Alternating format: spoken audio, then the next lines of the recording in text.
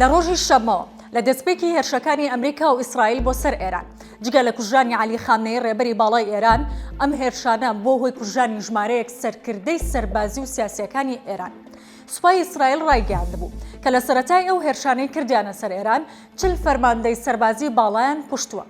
ئەم هێرشانەی ڕۆژی شەممە ئامانجی کوژانی سەرکردە باڵاکانی سەربازی بوو کە دیارترین ئەو سەرکردانەتان بۆ باز دەکەم کە لە سەرەتای ئەم هێرشانەدا کوژراون.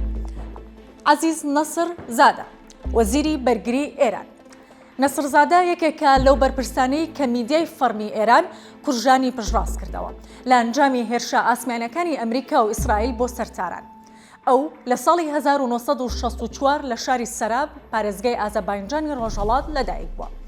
دوای تەواوکردنی خوێندن وەک فڕۆکەوان خولی مەشقی زیاتر لە ناو و دەرەوەی وڵات لەوانە پاکستان بینی و لەسەر فڕۆکە جەنگیەکان مەشقی کرد.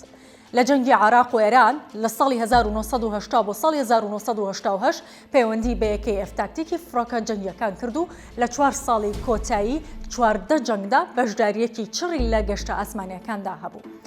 دوای جەنگ چەندین پۆستی باڵای وەرگرت، لەوانە سەرۆکی پاشکۆی سەربازی ئێران لە ڕۆما، بەڕێوەبەری جەنگی ئەلکترۆنی و فەرمانگەی زانیاریەکان، بەرپرسی پلاندانان و بودجەی هێزی ئاسمانی و هەروەها لە نێوان ساڵانی 2009 تاکو ساڵی 2007 سەرۆکی ئەرکانی هێزی ئاسمانی بووە.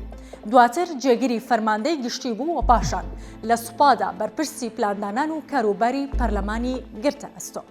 جگە لە عەزیز نەسر زادە، ئاژانسا فەرمیەکانی ئێران، عەلی شەمخانی سکرتێری ئەنجومەنی باڵای بەرگری ئێران واتە میدیا فەرمیەکانی ئێران کوژانی عەلی شەمخانیشیان پشتڕاست کردەوە کە ئەو یەکێک بوو لە نزیکەکانی عەلی خامنەیی کە ڕاوێژکاری بوو لە ئەنجامی هێرشەکانی ئیسرائیل و ئەمریکا گیانی لەدەستدا.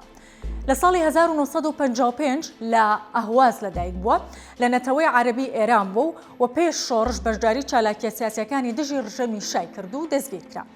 ساڵی 1975 لەگەڵ موحسین ڕزایی گروپی چەکداری منسووری دامەزران کە دواتر بووە یەکێک لە بنەمای دروستبوونی سوپای پاسداران و دوای شۆڕش لە کاری سەربازی و ئەمنیدا پۆستە گرنگیەکانی وەرگرت و بە کەسایەتیەکی متمانە پێکراوی ڕژێم ناسرا، بە میانڕەوەیەکی توندیش دەناسرا و هەمیشە خۆی بە کوڕی شۆڕژ ناو دەبرد.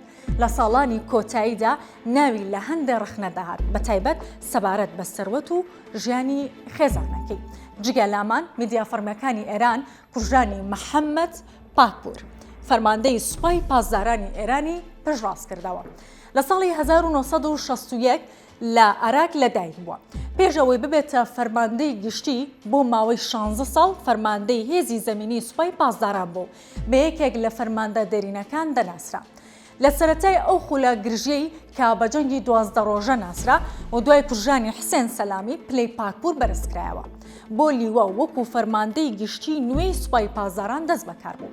لە ماوەی نزیکەی 8 مانگ لە فەرماندەیدا بە زمانێکی تون جەختی لەسەر ئامادەی جەنگ و پەرەپێدانی توانای موشکی دەکردە و بەردەوام هۆشداریشی دەدا بە ئەمریکا و ئیسرائیل، دەیگوت هێزەکان لە بەرزترین ئاستی ئامادەباشیدان و هەر هەڵەیەک بە وەڵامێکی سەختتر و تونتر پەرپەش دەدرێتەوە. جگە لە محەممەد پاکپور میدیا ئێرانیەکان کوژانی عەبدوڕەحیم موسەوی سەرۆک ئەرکانی سوپای پاسدارانی ئێرانیشی پشتڕاست کردەوە. لە ساڵی 1959 لە قوم لەدایک بووە، بە یەکێک لە دیارترین سەرکردەکانی ئەرتەش دەناسرا. دەستنیشانکردنی وەکو سەرۆک ئەرکانی گشتی خاڵێکی گرنگ بوو، چونکە یەکەم جار بوو ئەم پۆستە بدرێت بە فەرماندەیەک لە ئەرتەش نەک لە سوپای پاسداران. لە ساڵی 1970 پەیوەندی بە سوپاوە کرد، لە زانکۆی ئەفسەرانی هێزە زەمینیەکان خوێندی و خاوەنی دکتۆرایە لە کارگێڕیە بەرگریەکان و لە جەنگی ئێران و عێراقدا لە تۆپخانەدا لە بەرەکانی کوردستان و خۆزستان خزمەتی کردووە، لە شەڕیشدا بریندار بووە.